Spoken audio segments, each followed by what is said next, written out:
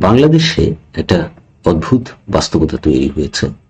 এই বাস্তবতা একদিনের নয়, কয়েক বছরেরও নয়। এই বাস্তবতা তৈরি হয়েছে হাজার বছর ধরে। আমরা জানি আমাদের কোথায় মসজিদ, কোথায় মাদ্রাসা, কোথায় স্কুল, কোথায় আমাদের বাড়ি। গুগলে সার্চ করেও, গুগল আর্থ বা গুগল ম্যাপ এগুলো দিয়ে বের করা সম্ভব এখন সহজেই। কিন্তু আমরা জানি না কোথায় আমাদের পূর্বপুরুষদের কবর, তারা কারা, কে ছিল তারা, এগুলো আমরা জানি না। এবং এগুলো ধুলায় মিশে গেছে চিরতরে। এই যে একটা বাস্তবতা, এই বাস্তবতার মধ্যেও আমরা তা খোঁজার চেষ্টা করছি না। না খুঁজে আমরা যেটা করছি, কবর নিয়ে রাজনীতি, কবর নিয়ে মারামারি, কবর নিয়ে নানান কিছু হচ্ছে। কিন্তু আসল যেটা কাজের কাজ, সেটা কিন্তু আমরা করছি না, সেটা হচ্ছে না।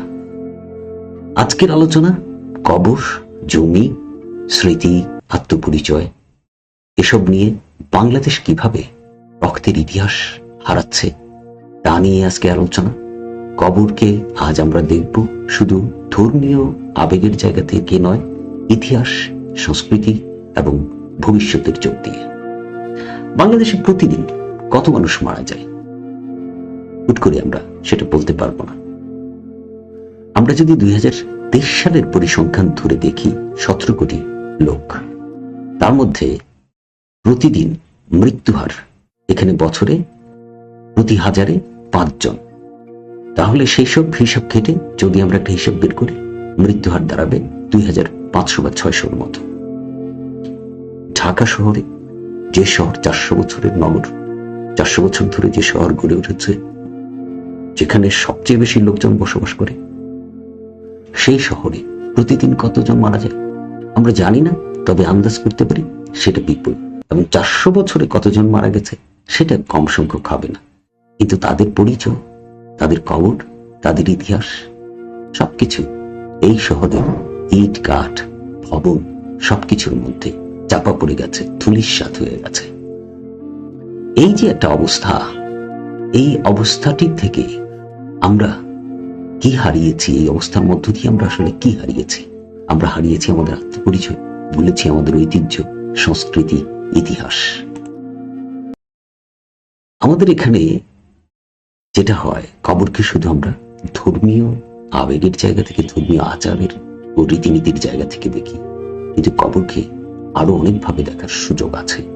কবর জমির উপর একটা স্থায়ী চিহ্ন, স্মৃতির একটা ভৌগোলিক অবস্থান, পবিত্র বোধের একটা জায়গা, সেটা তো আছেই। কবর একই সঙ্গে ভবিষ্যৎ প্রজন্মের একটা দাবি, বংশ পরিচয়ের দাবি, তাদের আত্মপরিচয়ের দাবি। এখানে কবর হয়, কবরের জমি থাকে, কখনো কখনো থাকে, সবসময় যে থাকে সেটা নয়। তবে সেই কবর থেকে হারিয়ে যায় কবরের পরিচয়, কবরবাসীর পরিচয়, আমাদের আত্মপরিচয়, সংস্কৃতি, ইতিহাস, এসবই হারিয়ে যায়।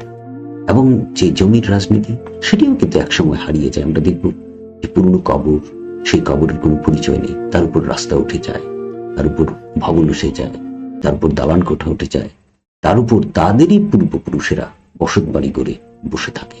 অর্থাৎ তারা ভুলে যায় তাদের পূর্বপুরুষের পরিচয়। এরকমের একটি বাস্তবতাও আমাদের এখানে আছে। আমাদের এখানে কবরগুলো যা হয়, সেগুলো হচ্ছে খুব এলোমেলো ব্যবস্থায় হয়। রাস্তার ধারে, ফসলি জমিতে, মসজিদ বা মাদ্রাসার পাশে, খাস জমিতে, কখনো বাড়ির আঙিনায় বা উঠানে কবর গড়ে ওঠে। এটা যেটা হয় যে এইভাবে কবর গড়ে উঠলে সেই কবরগুলো আর সংরক্ষিত থাকে না, কবরের পরিচয় থাকে না, কবরবাসীর পরিচয় একসময় হারিয়ে যায়। এবং সেটাই আমাদের এখানে হয়েছে, বেশি হয়েছে। আরো একটা ঘটনা সেখানে হয়েছে যে আমাদের এখানে যে আমরা জলাভূমির দেশ, সেখানে প্রতি বছর বন্যা হয়, নদী ভাঙন আছে। নদী ভাঙনে, বন্যায়, ভূমিধসে এখানকার যে কবর, সেগুলো কিছু কিছু অঞ্চলের সেগুলো হারিয়ে গেছে। আবার একই সঙ্গে সেগুলো হলো সমতল মাটির সঙ্গে মিশে গেছে। আবার আরো একটা ঘটনা ঘটেছে, সেটি হচ্ছে যে যখন কোনো একটি অঞ্চলের লোকজন এসব কারণে বাস্তুচ্যুত হয়েছে, অন্য জায়গায় চলে গেছে, তখন তারা তাদের পূর্বপুরুষের কবরকে ঘিরে যেসব কথাবার্তা প্রচলিত ছিল, মুখে মুখে যে পরিচয়গুলো তারা ধরে রাখার চেষ্টা করত, সেগুলো হারিয়ে গেছে। ঢাকার মাঝখানে একটা সমাধি আছে, অজানা সমাধি, শাহ মসজিদ রোডে ধানমন্ডি সংলগ্ন এলাকায় মোগল আমলের একটি স্থাপনা। জানা যায় না এই কবরের মধ্যে কারা শুয়ে আছেন। প্রায় 400 বছর বয়স এই সমাধির। ঐতিহাসিক এবং প্রত্নতাত্ত্বিকরা জানেন না এই কবরগুলো কাদের। এই যে অজানা সমাধি, এই অজানা সমাধি আমাদের অজানা ইতিহাসের, অজানা সংস্কৃতির, অজানা আত্মপরিচয়ের একটা প্রতীক। কিভাবে সেটা প্রতীক? যে এই যে একটা এত বড় স্থাপনা, প্রসিদ্ধ স্থাপনা, সেই স্থাপনা অর্থাৎ কবরের উপর ইমারত নির্মাণ করেও সেটির পরিচয় সংরক্ষণ করা যায়নি বা আমরাই করতে পারিনি। তো সেই ক্ষেত্রে আমরা যারা গরিব লোক, যাদের কবর সমতল ভূমিতে হয় এবং ভূমির সমতল অবস্থায় যেটি থাকে, সেটি আমরা কি করে ধরে রাখবো? আরবদের এক্ষেত্রে একটা ব্যবস্থা ছিল। আরবরা মৌখিক ইতিহাসের যুগে তাদের পূর্বপুরুষদের পরিচয় ধরে রাখার জন্য তারা একটা ব্যবস্থা করত। সেই ব্যবস্থাটি হচ্ছে, তারা তাদের নামের সঙ্গে পূর্বপুরুষের নাম অমুক কিব্বে অমুক কিব্বে অমুক এইভাবে সেটে রাখত। আমাদের এখানে মৌখিক ইতিহাসের যুগে সেরকমের কোনো ব্যবস্থা ছিল না। আমাদের যে লিখিত ইতিহাসের যুগ, লিখিত যুগ, সেই যুগও চলে যাচ্ছে। এখন ডিজিটাল যুগে আমরা হাজির হয়েছি, সেখানেও আমরা তেমন কোনো ব্যবস্থা নিচ্ছি না আমাদের পূর্বপুরুষদের পরিচয়, আমাদের আত্মপরিচয় ধরে রাখার।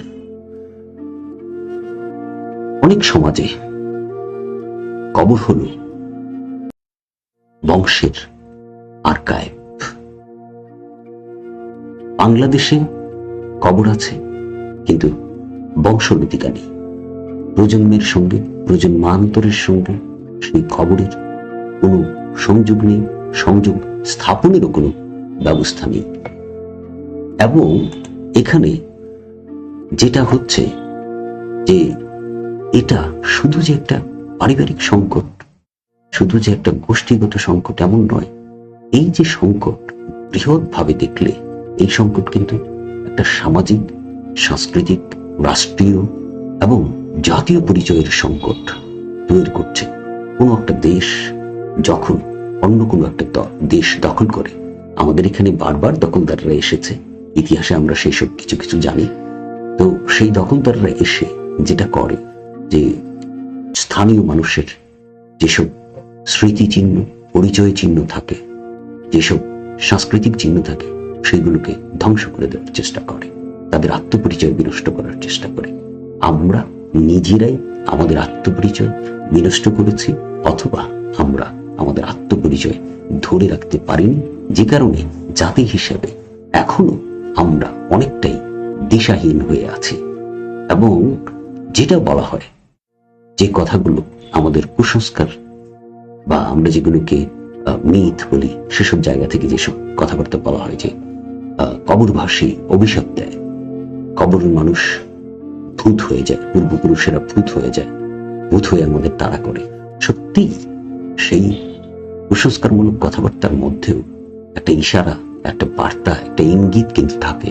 সেই ইঙ্গিত হচ্ছে আমাদের পূর্বপুরুষেরা আমাদেরকে তাড়া করছে। তারা তাদের পরিচয় হারিয়েছে এবং তাদের পরিচয় ধরে না রাখতে পেরে আমরা কিন্তু আমাদের পরিচয় হারিয়ে ফেলেছি। এই যে পরিচয় হারা অবস্থা, সেই অবস্থা আমাদেরকে দিশাহীন করেছে। আমরা কোথায় যাচ্ছি, আমরা কোথায় যাব, আমরা কার ছিলাম, কোথায় ছিলাম, সেগুলো আমরা না জেনে নানা দিকে ছোটাছুটি করছি। এই যে পরিচয় হারা পূর্বপুরুষ, এই পূর্বপুরুষেরা আমাদেরকে যে ইঙ্গিত করছে, সেই ইঙ্গিত হচ্ছে যে আমাদেরকে একটা সঠিক ব্যবস্থাপনার আওতায় কবরকে নিয়ে আসতে হবে, পরিচয় ধরে রাখার জন্য, ধর্মীয়ভাবে সেগুলোকে সম্মানের জায়গা দেওয়ার জন্য, সেগুলোকে একটা পরিকল্পনা, ব্যবস্থাপনার আওতায় নিয়ে আসার মনে হয় এখনই জরুরি সময়। এবং সেই ব্যবস্থাপনাগুলো শুরু হতে পারে গ্রাম, পাড়া, মহল্লা এবং পরিবারের জায়গা থেকে। প্রথমত এই ব্যবস্থাপনার সঙ্গে ধর্মীয় আবেগকে সংযুক্ত করতে হবে।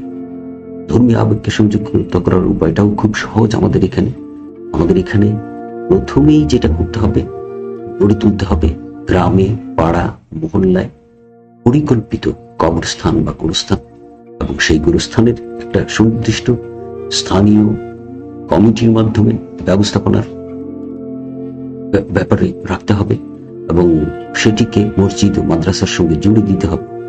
ইউনিয়ন পরিষদের সঙ্গে সেটিকে জুড়ে রাখতে হবে। তাতে যেটা হবে, যে কোনো কবরবাসীর পরিচয় সেটাতে নিবন্ধিত থাকবে, এবং সেই নিবন্ধিত পরিচয় নথিভুক্ত থাকবে ইউনিয়ন পরিষদে, এবং সেই নথিভুক্তির মাধ্যমে আমরা তাদের পরিচয় জানতে পারব।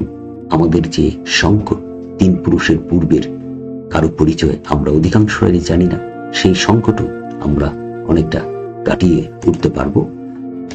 আর যেটা করতে হবে, যত্রতত্র কবরের কথা বলছিলাম, যে খাস জমি বা অন্যান্য জায়গাতে বা কারো ক্ষতি করার জন্য বা কোনো দিক দিয়ে রাস্তা বন্ধ করে দেওয়ার জন্য যেসব কবর আমরা গড়ে তুলি, সেগুলো করা যাবে না, সেগুলো তাতে এমনিতেই বন্ধ হয়ে যাবে। বংশোন্নতিকে সংরক্ষণের জন্য মানুষকে পারিবারিক ও সামাজিকভাবে আগ্রহী করে তুলতে হবে। বিশ্বের অনেক মুসলিম দেশ এসব ক্ষেত্রে কাজ করছে, তারা অনেকটা সফল হয়েছে। তুরস্ক এক্ষেত্রে উদাহরণ হতে পারে, মালয়েশিয়া হতে পারে। তুরস্কের ইস্তাম্বুল ও কায়রো, এই 2টা শহরকে ঘিরে এই ব্যবস্থাপনা অনেক দূরে এগিয়ে গেছে। মালয়েশিয়া অনেক দূরে এসব ব্যাপারে এগিয়ে গেছে। এসব খোঁজ খবর নিলে আপনারাও জানতে পারবেন। আমরা যেটা করি, কার্যত সম্মান দেখাই না কবরবাসীকে, উপরে উপরে সম্মান দেখাই, এবং তাদেরকে সম্মান দেখানো, যে সম্মান পরিবার থেকে রাষ্ট্র, সেই সম্মানের দায়িত্ব সবাইকে নিতে হবে। কবর মানে যেন স্মৃতি সংরক্ষণের একটা ব্যাপার হয়, পরিচয় সংরক্ষণের একটা ব্যাপার হয়, ভবিষ্যৎ প্রজন্মকে সেই পরিচয় জানানোর মতো একটা ব্যাপার হয়। ধর্মীয়, সামাজিক ও সাংস্কৃতিক যে দিক থেকেই দেখি না কেন, কবরবাসীর অন্তত এইটুকু সম্মান, এইটুকু অধিকার সত্যিকারের পাওয়ার নিশ্চয়ই আছে। বাংলাদেশের মাটি, যে মাটিতে আমাদের পূর্বপুরুষেরা শুয়ে আছে, সেই মাটি শুধু আবেগের নয়, এটা ইতিহাসের মাটি, এটা ভবিষ্যতেরও মাটি। আমরা যদি কবর রাখি, স্মৃতি না রাখি, তাহলে নিজেদের বাপদাদার পরিচয় যেমন আমরা হারাই, ঠিক সেইভাবেই সামাজিক, সাংস্কৃতিক আত্মপরিচয় আমরা হারিয়ে ফেলি। সব হারিয়ে আমাদের দেশ হয়ে ওঠে একটা মৃতদের দেশ। যেখানে যে দেশ মৃতদের দেশ হয়ে ওঠে, সেই দেশের জীবিতরা হয় আত্মপরিচয়হীন। যেখানে জীবিতরা পথ খুঁজে পায় না, বাংলাদেশে যেমন অবস্থাই হয়েছে, বাংলাদেশ কি মৃতদের দেশ হয়ে ওঠে নাই? অনেকটাই হয়ে উঠেছে।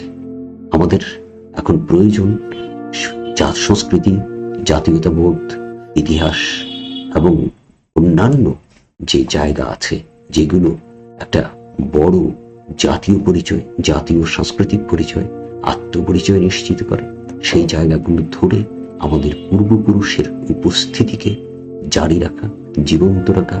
তাহলে আমাদের কবরবাসীরা যেমন ব্যক্তিগত পর্যায়ে হয়ে উঠবেন অমর, তেমনি তারা হয়ে উঠবেন ইতিহাসের অনিবার্য অংশ, আমাদের সংস্কৃতি আত্মপরিচয়ের অনিবার্য অংশ, এবং আমাদের দিশারি।